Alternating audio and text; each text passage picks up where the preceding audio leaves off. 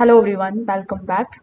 In today's video, I'm going to show you exactly how to turn off the voice or talking feature on a Samsung TV.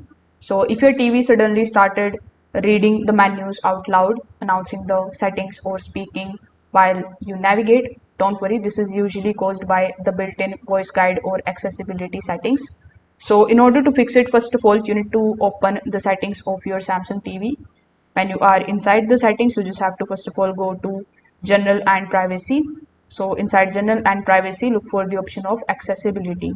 So inside accessibility, the first option would be of voice guide settings, and you just have to select it and you need to turn it off. Once it is disabled, the TV should stop reading the menus and the options allowed immediately. So many of the Samsung TVs also support a quick accessibility shortcut.